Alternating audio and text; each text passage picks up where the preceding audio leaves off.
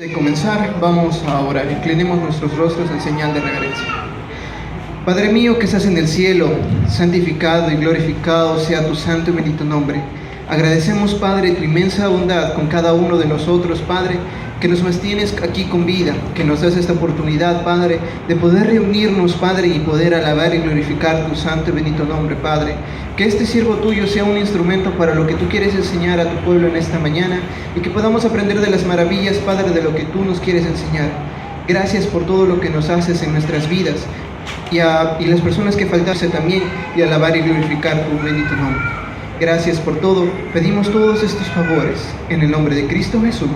Amén. El tema de este mes era sobre los atributos de Dios. Y hemos tratado de comprender a Dios, los teólogos han tratado de definir quién es Dios.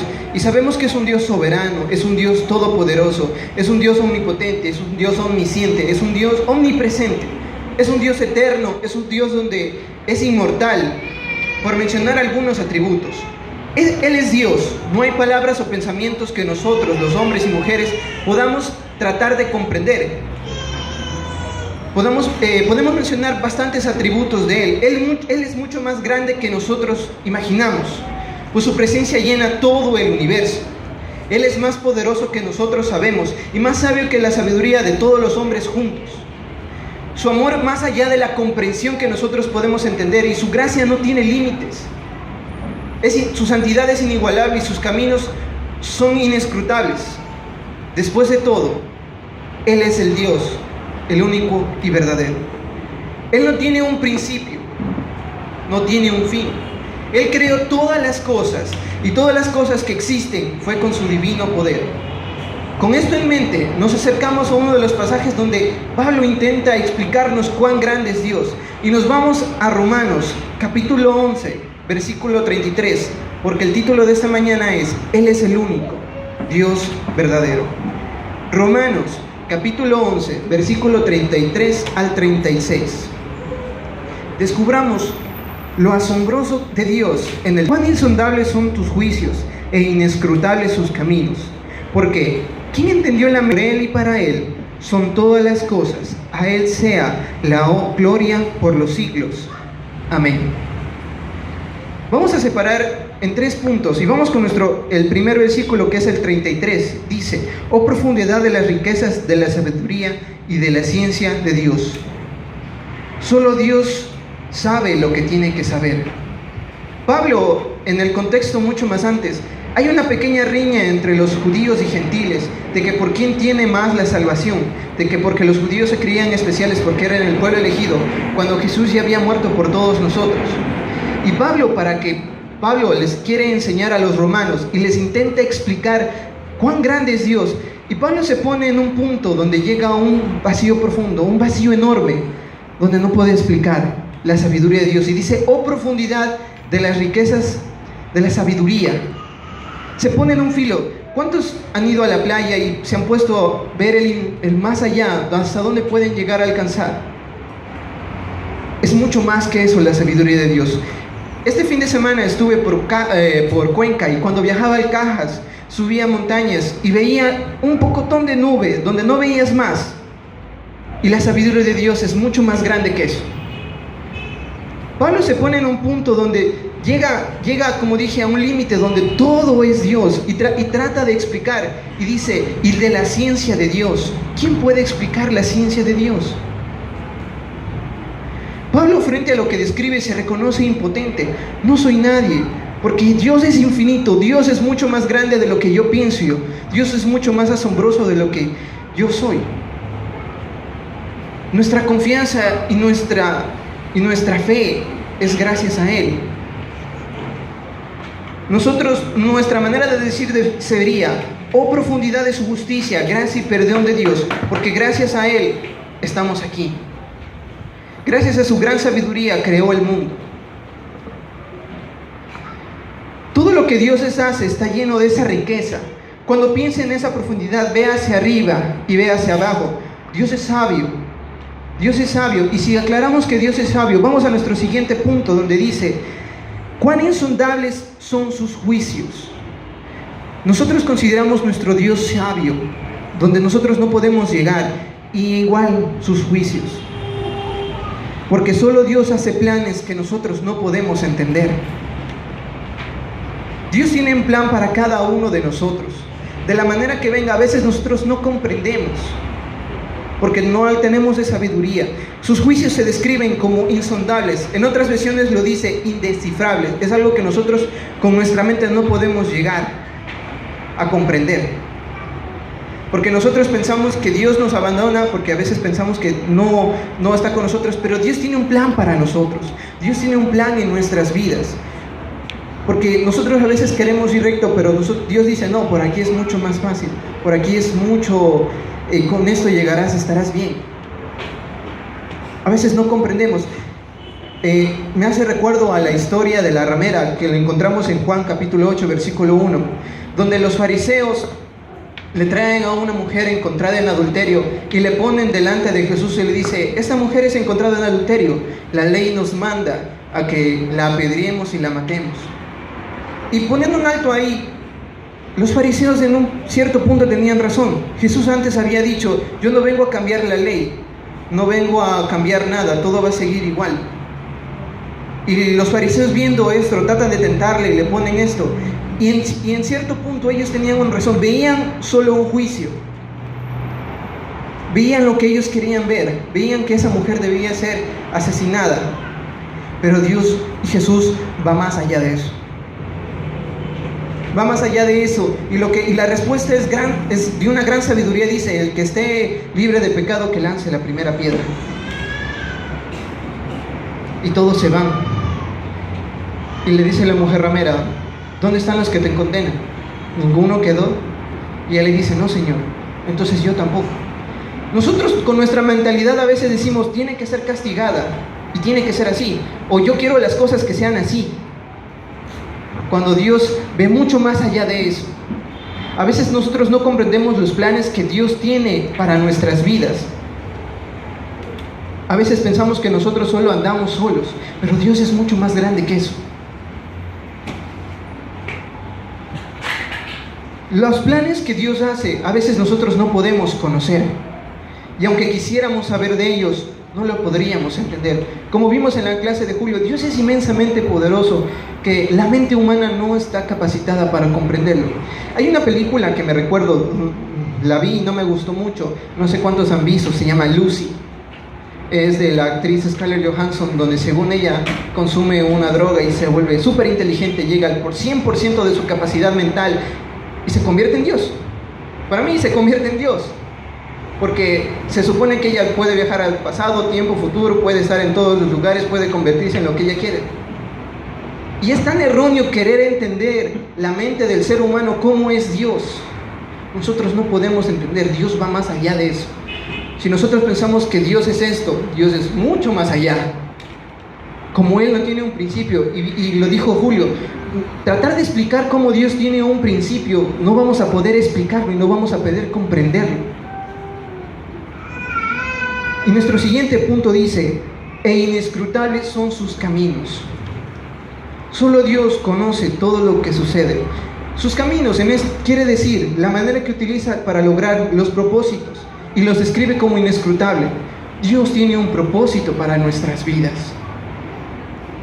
Pablo les trata de explicar que Dios tiene un propósito para todos los humanos. Dios tiene un propósito para su vida. Pensamos que Dios nos abandona. No. Dios tiene un propósito para nuestras vidas. Esto significa que hay algo más, algo que no puede saber ni averiguarse. La manera de proceder de Dios no puede ser comprendida por el hombre. Es solamente por medio de someterse a sus juicios y caminos que el hombre puede comprobar que son correctos. Es como cuando a veces, siempre sucede esto, yo quiero discutir más allá con mi papá, pero mi papá tiene otra perspectiva de cómo es la vida. Yo solo tengo una pequeña, pero yo aún así quiero discutir porque mi papá sabe lo que es mejor para mí. Pero aún así a veces yo me pongo terco y quiero seguir discutiendo con mi papá. No, sabe Dios igual así, Dios tiene para nosotros un propósito. Dios sabe qué es lo que nos conviene y qué es lo que no nos conviene. Así como Él es inescrutable, solo nos ha dejado las cosas sencillas para conocerlas. como si fuera una autopista abierta donde todos los hombres pueden viajar. Sin embargo, hay un lugar cerrado donde nosotros no podemos entrar, porque ese es Dios, es mucho más allá. El propósito de Dios a veces no lo conocemos, y me recuerda mucho las historias de mi abuelo. Muchos lo conocieron. Mi abuelo, de parte de mi mamá, él me contaba muchas historias, y me recuerdo una de ellas bastante, donde él decía que, bueno, él no se crió con papá y mamá, él fue criado con patrones, y los patrones tenían de una manera sustentable para darle la educación, pero él no le gustaba, le prefería más los carros. Él era un buen mecánico, le fascinaban los carros, y salió de la escuela, no terminó la escuela y se metió a ser mecánico, y es el mejor mecánico que he conocido. Y él nos decía, si yo hubiera estudiado, si hubiera llegado más allá, hubiera tenido un título, tal vez tu madre no existiría, no hubiera conocido a tu abuela, no hubieras nacido tú, tu padre no se hubiera encontrado con tu madre. Ese es el camino donde Dios nos marca. A veces nosotros decimos, ¿por qué nos pasa eso? Pero ese es un propósito que Dios tiene para nosotros. Igual, la vida de mi padre, muchos la conocen. Él es un hombre súper inteligente, él es un hombre que, wow, sabe bastante, puedes discutir con él de varias cosas. De igual manera, si él hubiera tenido un título, tal vez no hubiera conocido a mi mamá. Tal vez yo no estaría aquí. Tal vez no hubiera venido aquí a la iglesia y no hubiera venido aquí a Guayaquil y hubiera abierto esto para la honra y gloria de Dios. Dios nos marca un propósito en nuestras vidas. A donde quiera que nos vayamos, Dios nos marca un propósito. Dejémonos guiar por Él. Porque de esta manera un cristiano no debería preguntar, ¿por qué, Señor, pasan las cosas? Sino más bien debemos preguntar, ¿qué propósito tienes, Dios, con lo que pasa? ¿Qué propósito tienes, Dios, en mi vida? ¿Qué quieres lograr con esto? ¿Qué quiere lograr Dios con esto? Porque reconocemos que es un Dios sabio. Reconocemos un Dios que hace planes, que tiene juicios para nosotros, porque Dios es un Dios que tiene un propósito para nosotros. Vamos a nuestro siguiente versículo, porque vamos a ver tres cosas asombrosas que solo Dios puede contestar. Versículo 34 y 35. ¿Por qué? ¿Quién entendió la mente del Señor? ¿O quién fue su consejero? ¿O quién le dio a él primero para que le fuese recompensado? La primera pregunta, ¿quién entendió la mente del Señor? ¿Quién puede explicar la mente del Señor? Nadie. Hay algunos que piensan que conocen a Dios, pero lo único que saben de Él es lo que Él mismo ha sido revelado. Esto es parecido a la historia de 6 ciegos que estaban tratando de describir un elefante. Y uno de ellos le tocó el colmillo y dijo, un elefante es un agudo como una lanza. El segundo hombre ciego le tocó la cara enorme y le exclamó, no, un elefante es como una pared. El tercer hombre acarició la trompa y llegó a la conclusión que el elefante es parecido a una serpiente. El cuarto hombre trató de abastecer las patas del elefante, pero eran muy anchas, entonces no pudo. Entonces dijo, el elefante es como un árbol. El quinto hombre tocó sus enormes orejas y dijo, es fácil, el elefante es como un abanico. El último hombre agarró su pequeña cola y finalmente dijo, a ti te hicieron todo mal, te pareces a una cuerda. ¿Cuál de los 6 tuvo razón? Ninguno. Ninguno. ¿Quién de ellos se equivocó? Todos. Asimismo, tratar de nosotros conocer a Dios no es imposible. Solo Dios nos ha revelado ciertas partes para nosotros poder comprenderlo, donde la mente humana puede comprenderlo. Y hace no muy poco, no sé cuánto tiempo, murió Stephen Hawking. No sé cuántos los conocen, era un físico que negaba la existencia de Dios. Y cuando murió, me puse a pensar y le dije a mi madre, ¿qué será haber negado todo lo que según había y según existía y toparte con que era realidad? Toparte con que todo lo que habías dicho no existe, no es verdad, no creo en eso. Mueres y te topas con la realidad, donde sí existe Dios. Aconsejar a Dios. ¿Quién de nosotros podría, con nuestra mente finita, quién puede aconsejar a Dios? En una oportunidad, Pedro trató de aconsejar al Señor y lo terminó llamando Satanás. ¿Se acuerdan bien la historia? Cuando Jesús dice que anuncia su muerte Y Pedro dice, Señor, no te voy a dejar que te pase nada, no va a suceder nada de esto. Y Jesús le dice, apártate de mí, Satanás, porque ¿quién eres tú para aconsejarme a mí? Si quiero que pasen estas cosas, van a pasar. Si quiero que yo muera en una cruz, así va a ser, porque es por todos nosotros. ¿Quién somos nosotros para aconsejar a Dios? Y en nuestras oraciones a veces somos, Dios, quiero que las cosas sean tal como yo quiero. Quiero un trabajo donde me paguen bien, donde pueda salir temprano, donde no me fatigue mucho, donde pueda tener una relación abierta con mi familia, con mi pareja, como sea. Y nosotros ordenamos y aconsejamos a Dios. ¿Quiénes somos nosotros para aconsejar a una mente tan grande que nosotros no podemos comprender? A una mente donde Él sabe qué es lo que nos conviene y el propósito que tiene para nuestra vida. Todo lo que Él ha creado no merita ninguna sugerencia de la criatura, porque simplemente ya Dios sabe todo lo que tiene que hacer. Cuando estuve 2 años en medicina, cada cosita, cada ramita, cada nervio, cada músculo, cada cosa fue creado con un propósito. Y el cuerpo humano es la creación más maravillosa de Dios, porque puede defenderse, se acopla a cualquier cosa. Y cuando lo estudié, bueno, no seguí la carrera, pero es algo maravilloso. Cada cosa comprende, cada cosa es útil para el propósito para el que Dios lo ha creado. ¿Quién nosotros podemos decirle, Dios, hiciste mal esto? Dios, este dedo me lo hiciste chueco. No, ¿quién nosotros somos para aconsejar a Dios? Un joven tenía que dar su último examen para terminar el año y llegó sin prepararse al examen, y al ver que ya no podía, escribió abajo donde decía, solo Dios sabe la respuesta de estas preguntas. Feliz Navidad. Al día siguiente recibió su hoja donde decía, califico a Dios con un 100, usted obtuvo un 0, feliz año nuevo. Vamos con nuestra siguiente pregunta y dice, ¿o quién le dio a él primero para que le fuese recompensado? ¿A quién tiene que pagarle Dios? ¿A quién tiene que pagarle Dios? Dios no le tiene que deber nada a nadie. Nosotros le debemos a Él. Entre las tantas preguntas que Dios le hace a Job para mostrarle su ignorancia, aparece una muy parecida a lo que Pablo hizo. ¿Y quién tiene alguna cuenta que cobrarme? Mío es todo cuanto bajo los cielos hay. No hay nada que tengamos que no le pertenezca. En todo caso, somos nosotros los deudores aquí. Todo lo que tenemos es entregado por Dios y sin embargo, Él no nos cobra nada. Solo nos pide obediencia. Obediencia en nuestras vidas. Usted y yo tenemos una deuda a Dios por el aire que respiramos, por la comida que comemos todos los días, por lo que traemos puesto, por el despertarnos. Darle gracias a Dios. Tenemos una deuda de por vida y bastante larga que pagar. ¿Y cómo pensamos pagársela? Pues observe lo que Él hizo por el hombre. El Dios infinito se hizo finito. El Todopoderoso se convirtió en un niño pequeño. La deidad estuvo envuelta en pañales.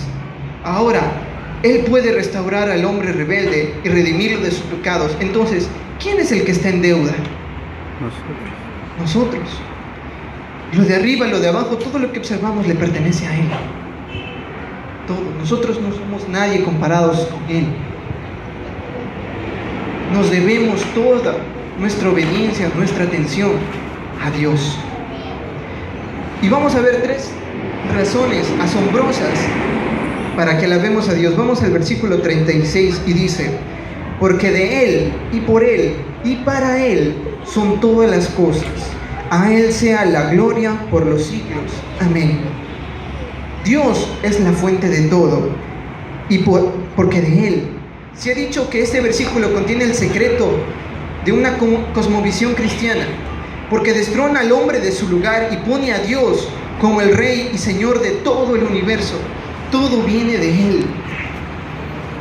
Hombres con una gran inteligencia con unas buenas carreras han tratado de investigar de dónde proviene Dios, cómo es que se creó el universo, cómo es que cada cosa de una célula de nuestro cuerpo fue creada, y aún no lo logran. Hay varias teorías del Big Bang, de la evolución, teorías de la cuerda, de todo eso, pero no llegan al fin de cómo comenzó todo esto. Es una forma de encontrar el origen de dónde emanan todas las cosas. El hombre sigue quebrándose la cabeza para descubrir de dónde ha venido todo. La Biblia, sin entrar en complejidades científicas, simplemente nos dice que de Él proceden las cosas. Así que mientras el hombre necio no reconoce a Dios en esto, el salmista nos va a decir que los cielos cuentan la gloria de Dios. Salmos 19:1. Los cielos cuentan la gloria de Dios. Después de esto es simplemente asombroso, porque todo va a fluir de Él, todo va a venir de Él. Así pues, el Dios dio origen a lo creado, lo sustenta, y cada cosa responde a la sabiduría con que hizo el Creador. Como dije, cada cosa que vemos, incluso en la naturaleza, cada cosa es una creación de Dios y es perfecta. Porque producen los árboles aire y nosotros lo explicamos como fotosíntesis, y muchas de las cosas esas produce. ¿Quién de nosotros puede hacer eso? Solo Dios pudo crear algo magnífico para nosotros, porque todo va a fluir de Él, y Dios es el dueño de todas las cosas, porque dice, y para Él. Esa exclamación, Pablo, es impresionante, porque no nos dice nada que quede excluido delante de Él. Desde el principio, el medio y el final, todas las cosas. La conclusión de Pablo es que todo viene de Él, todo sigue por Él, y el fin de todas las cosas también va a ser Él. Me recuerdo, cuando leí este versículo, me recordó mucho a la historia que siempre contamos en cada aniversario. Hubo 4 hombres que se pusieron a la disposición de Dios, y por Él escogieron la ciudad de Guayaquil. Y a través de Él pudieron lograr y venir y predicar el Evangelio. Y nos encontramos aquí porque todo esto es para Él, para la honra y gloria de nuestro Dios. Todo lo que vemos, todo lo que las personas que están aquí es para Él, para Dios. Él es un principio, un medio y un fin. Tú tienes el título de propiedad de la creación, así que Dios hizo al hombre a su imagen y semejanza para Él. Después de todo esto, habrá una nueva tierra, y todo esto será para Él. Y al final tendremos un cuerpo nuevo, glorificado, y este cuerpo será para Él. Todo finalmente será para Él.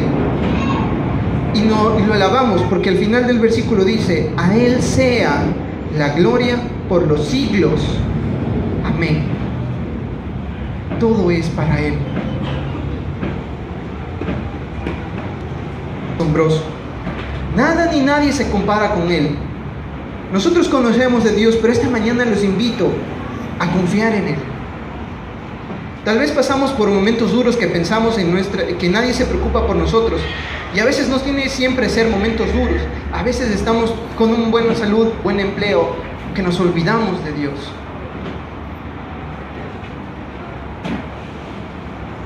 No olvidemos que todo proviene de Él. Reconocemos que tiene una gran sabiduría que guía mi vida día a día. No hay nada comparado con sus juicios, donde sabe Él lo que necesito. Él tiene un propósito en mi vida. Él está con nosotros, aunque no lo veamos o a veces le intentamos su manera de trabajar. Él es el poderoso que puede arreglar cualquier dificultad.